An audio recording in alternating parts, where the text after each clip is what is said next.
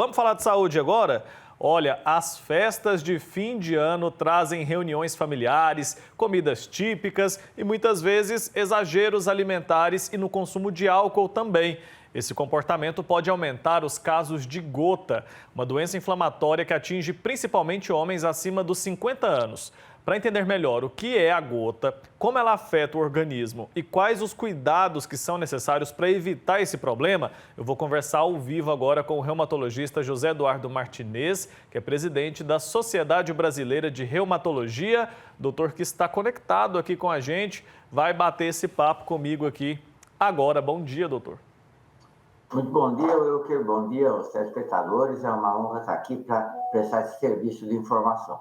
Serviço importantíssimo, né? Para começar, explica para a gente o que é a gota e quais são as principais causas dessa doença. Gota é a doença inflamatória articular mais frequente, né? A artrite mais frequente. Ela é relacionada à formação de pequenos cristais de uma substância chamada urato. E esse urato é formado a partir do ácido úrico. Então, aquelas pessoas que têm ou uma produção excessiva ou uma menor eliminação de ácido úrico, aumenta a concentração no sangue, nos líquidos articulares, no líquido da articulação, e ele pode formar pequenos cristais. Quando esses cristais se formam, há uma reação inflamatória intensa, muita dor, muita vermelhidão. Isso em geral acontece em alguns casos em mais articulações, que no início é por períodos curtos, 4 a 5 dias, e que com o passar do tempo e com o repetir das crises, esse intervalo pode ser diminuído e até chegar a uma situação rara, mas existe, de dor, de uma artrite crônica, com formação de acúmulo desse urato até embaixo da pele, próximo às articulações. Então é uma doença que provoca muita dor, doutor, e essas dores se manifestam onde? Então é uma dor e naquele momento da crise com muita incapacidade. Existem algumas articulações ou algumas juntas que são preferenciais. Por exemplo, o primeiro dedo do pé. Você até mostrou uma imagem aí na sua chamada, né? Aquilo a gente chama de podagra, é um local preferencial, nas extremidades. Mas pode ocorrer em tornozelo, pode ocorrer em joelho, mais raramente até em membro superior. Perfeito. E os excessos alimentares, o consumo de álcool, agora no fim de ano, isso é muito comum, né? Eles podem desencadear uma crise de gota. Como é que a gente evita isso? Na verdade, o ácido úrico é derivado de uma substância chamada purina e alguns alimentos são ricos em purinas. Você citou alguns: carne vermelha, frutos do mar, grãos e a bebida alcoólica, particularmente a cerveja. Então, A gota também está associada a outras doenças, como obesidade, aumento do colesterol, triglicéridos. Então, primeiro, manter, sempre que possível, o peso, exercício físico regular, isso é fundamental.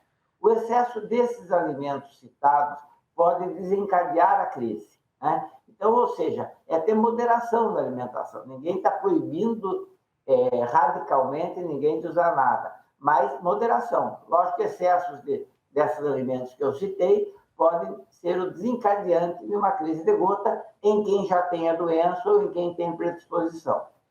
perfeito. Então, evitar esses alimentos, consumir ali com moderação é o segredo para evitar essas crises. E quais são os grupos mais afetados? Eu falei agora há pouco sobre os homens acima dos 50 anos. De fato, eles são os que mais sofrem com a gota e por quê?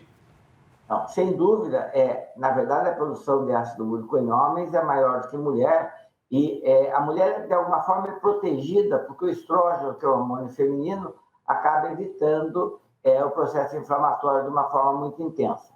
Na mulher, quando ocorre gota, é na pós-menopausa, mas ainda assim é mais raro, né? Então, a gota pode começar mais cedo, né? A gente vê pessoas com 20 ou 30 anos, principalmente aquelas que vêm de família, onde várias pessoas têm gota. Há, sim, uma predisposição genética, né? Mas a maior parte das pessoas em torno de 50 anos, como você citou, né? Como eu falei, há associações. Quem já tem obesidade, quem já tem aumento de triglicérides, ele também tem uma maior predisposição, porque o metabolismo trabalha integrado. Então, aumento do ácido úrico também pode aumentar outras substâncias nesse sentido.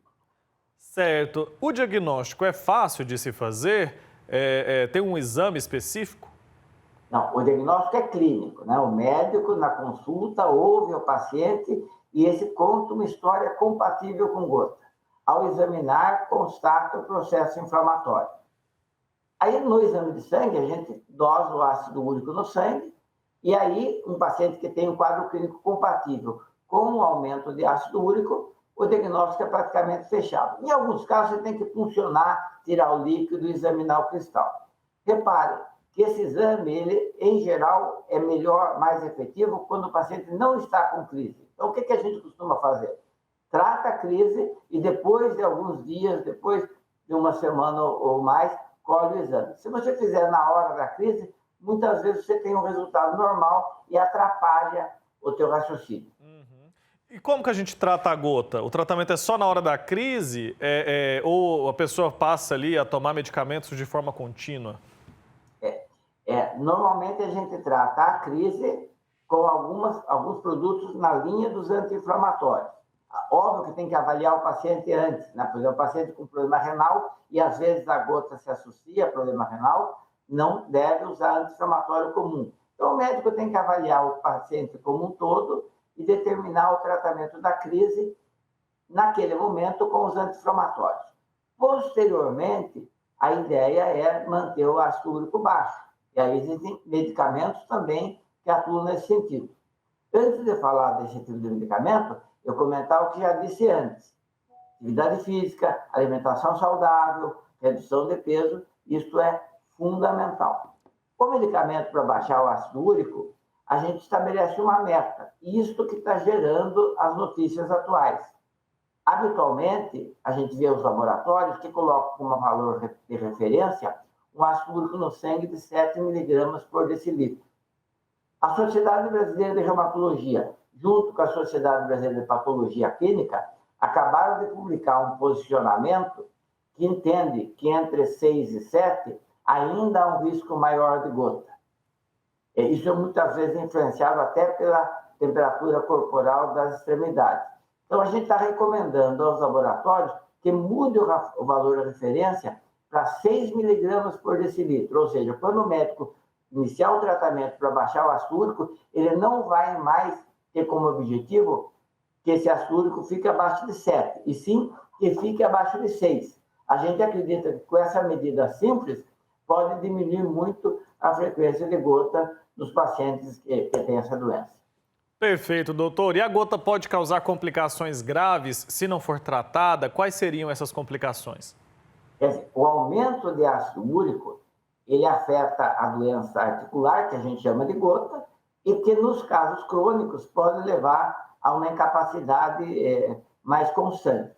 Mas tem que lembrar que o excesso de ácido úrico também pode ser responsável por cálculo renal e, quando em níveis muito altos, pode afetar a função dos rins.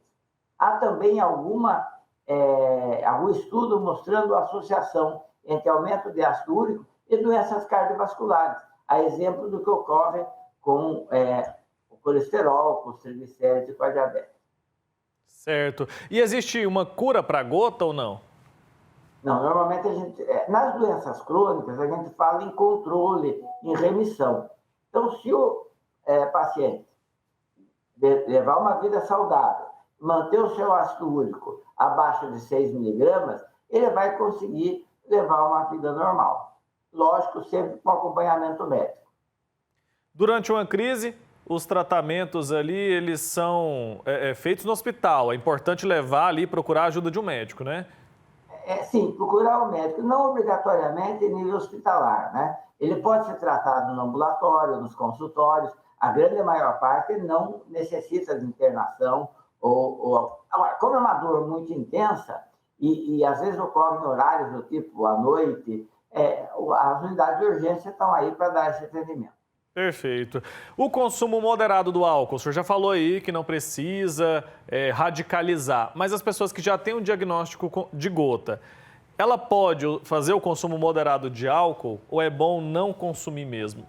Assim, isso é individualizado e em determinados momentos. É óbvio que se eu sair de uma crise, tenho o ácido úrico de 7, 8, nesse momento eu vou evitar ao máximo para que isso não recorra, né? Agora, quem está há muitos anos controlado, tomando seu remédio direitinho, a questão é não abusar. A gente não procura radicalizar no sentido de que é mais fácil a adesão do paciente quando entende o mecanismo da doença, né? E a gente respeita muito também a escolha do paciente. A gente fala muito de decisão compartilhada, né? É nesse sentido que eu digo na não radicalização. É óbvio que a abstinência de álcool vai facilitar o controle da doença, né? Mas na vida real, a gente tenta conversar com o nosso paciente e ver o que é possível para cada um individualmente e em cada momento. Perfeito, a palavra-chave aqui é moderação, especialmente agora nessa época de fim de ano, muita fartura ali na mesa, bebidas também, né? O pessoal aumenta o consumo, é fundamental que a gente tenha ali esse cuidado, especialmente quem já tem o diagnóstico. Doutor, muito obrigado, viu, pelo seu tempo aqui com a gente, pelas dicas, orientações, até a próxima. Obrigado a vocês pela oportunidade. Até mais, tchau, tchau.